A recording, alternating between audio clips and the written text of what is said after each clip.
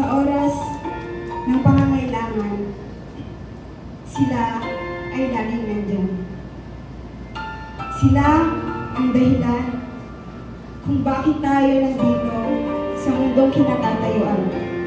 Sila rin ang nagsisilbing ilaw ng tahanan dahil binibigyan nila ng ilaw ang ating daan sa tuwing mali na ang landas na ating dinadaanan.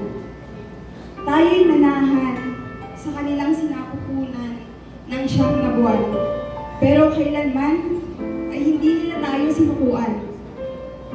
Tiniis nila ang hirap at sakit na kanilang nararamdaman. Dala-dala ang kaba sa dibdib, ngunit patuloy pa rin lumaban. Sila ang sumubaybay sa ating paglaki, kahit yung iba sa atin ay di naman lumaki. Kung paano tayo umiyak hanggang sa ating paghikbit, kung paano tumulo ang luman hanggang sa paghilik, sila ay saksi.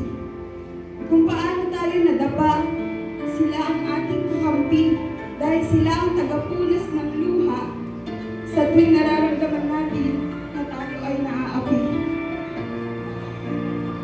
Sa kabila ng sakripisyong ginawa, nakukuha pa rin nilang tumawa kahit ang daming problema nilang dala-dala. Sa oras ng kanilang pamamahinga, tayo pa rin ang kanilang inaalala.